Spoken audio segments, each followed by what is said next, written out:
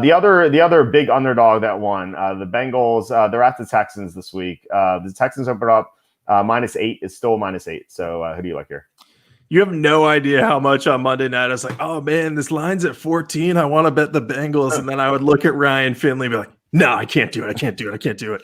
And, of course, that would end up being the right call. But so kudos to Ryan Finley and the Bengals for coming out with a ready game plan. And we'll talk more about what's wrong with the Steelers later. But I'm going to be on the Bengals in this one. And pretty much I'm not going to bet this game. But the reason is I just don't think that the Texans are good enough to be favored by 8 against most teams in the league. Like, look, Deshaun Watson's an excellent quarterback, and there's no denying that. But the talent around him this year, like it's not there right now. They're missing so many receivers.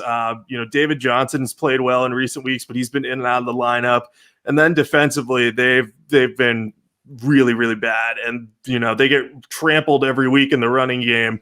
I believe they've allowed over 1,900 rushing yards to running backs, the most in the NFL. So after what we saw from Finley and Giovanni Bernard last week, I think that the Bengals might be able to run a little bit on them. The Bengals offensive line looked pretty good against the Steelers, which I thought was extremely surprising. But that maybe they just play their best game of the year. So, there's also, I understand there's a risk of the Bengals being flat after beating the Steelers. They're not really playing for anything at this point, except draft positioning. But I just think that this favors the Texans. And I think, like we talked about earlier, like this isn't a divisional game for the Texans, and they're playing the Titans next week. So they might be looking at that, being like, all right, we'll try hard in that game, and like we'll crush the Titans and ruin their playoff run, make them a wild card or something like that. Just kind of overlook Cincinnati. So if we're getting 8 points, I like the Bengals, but I don't like either of these teams enough to bet them, I don't think.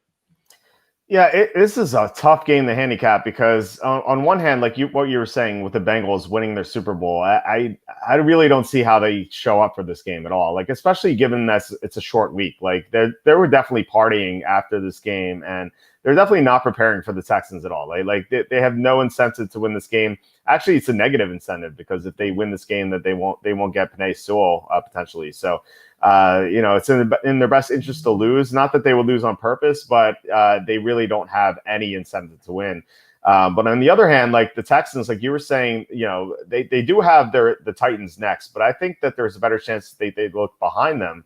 And think about how they lost to the Colts. Like, it was a total heartbreaker. Kiki QT fumbling like short of the goal line. Like they would have tied the game, or actually they probably would have gone for 2 to see if they could have won.